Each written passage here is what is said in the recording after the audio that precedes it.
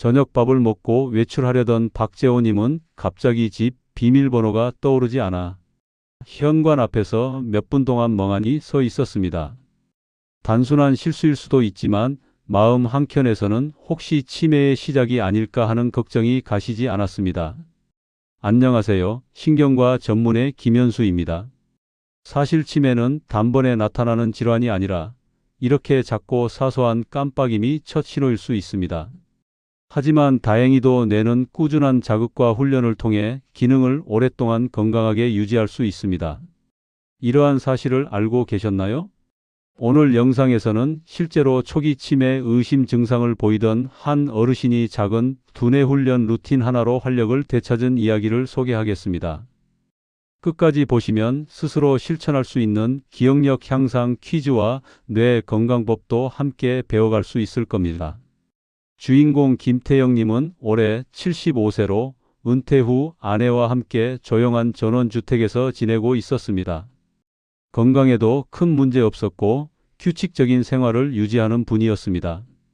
그런데 몇 달 전부터 물건을 둔 장소를 자꾸 잊거나 최근에 만난 사람의 이름을 기억하지 못하는 일이 반복되었습니다. 처음엔 나이가 드니 그럴 수도 있지 하며 넘겼지만 점점 빈도가 늘어나자 아내도 불안해졌습니다.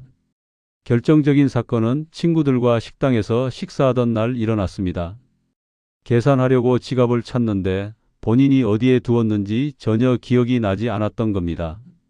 결국 친구가 대신 계산해 주었지만 김태영님은 집에 돌아오는 길 내내 마음이 무거웠고 그날 밤 처음으로 치매라는 단어를 심각하게 떠올렸습니다.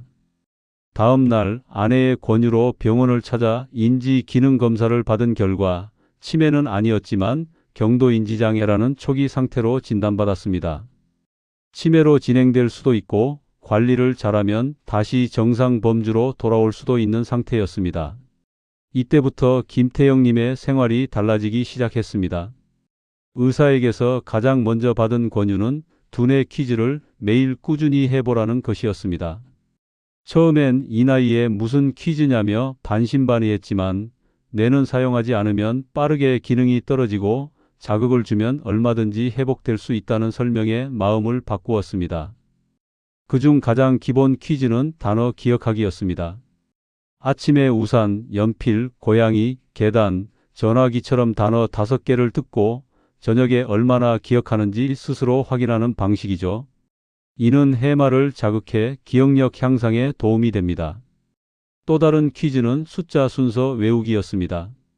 점점 더 긴 숫자를 순서대로 외우며 단기 기억력과 집중력을 동시에 훈련하는 방법입니다. 김태영님은 아내와 함께 매일 아침 식사 후 이 두 퀴즈를 실천하기로 했습니다. 몇 주 지나자 물건을 찾는데 걸리는 시간이 줄고 또 깜빡했네라는 말도 줄어들기 시작했습니다. 의사는 퀴즈는 단순한 놀이가 아니라 두뇌 운동이며 치매 예방에 중요한 도구라고 강조했습니다. 그 후 부부는 매일 아침 5분을 두뇌 체조 시간으로 정했습니다. 신문을 읽기 전 간단히 하는 준비 운동처럼 말이죠. 그 시간에 가장 즐겨 한 훈련은 단어 조합 게임이었습니다. 예를 들어 바나나, 연못, 시계 세 단어를 연결해 간단한 이야기를 만드는 방식으로 창의력과 기억력을 동시에 자극합니다. 또 거꾸로 말하기 훈련도 했습니다. 텔레비전을 여니 비레텔이라고 말해보는 것처럼 뇌의 좌우를 동시에 활성화시키는 데 효과적이었습니다. 처음에는 어려웠지만 나중엔 손자와 함께 게임처럼 즐기게 되었다고 합니다. 또 한 가지는 집안 사물 외우기였습니다. 거실에서 물건 5개를 눈으로 본 후 방으로 돌아가 기억나는 물건을 말하는 방식입니다. 이런 활동은 기억력을 강화하는 동시에 뇌에 긴장감을 적당히 주어 기능 유지에 도움이 됩니다.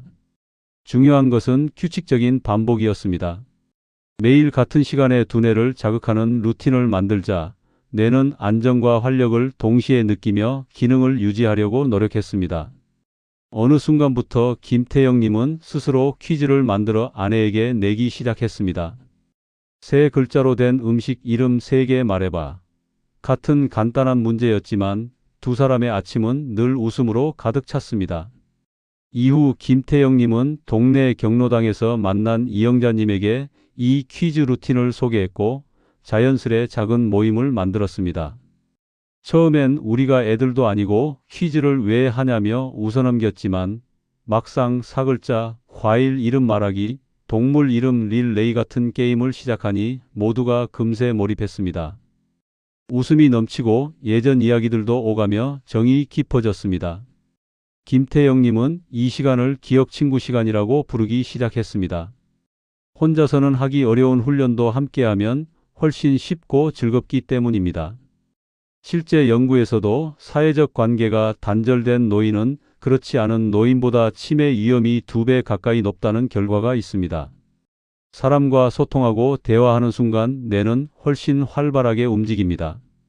이후 매주 화요일 마을 회관에서 기억 친구 퀴즈 모임이 열렸습니다.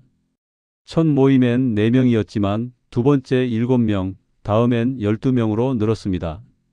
손자 이름 맞히기, 옛날 노래 제목 말하기, 같은 자음으로 시작하는 단어 찾기 등 다양한 게임이 오갔고 서로를 기억 코치라고 부르며 응원했습니다.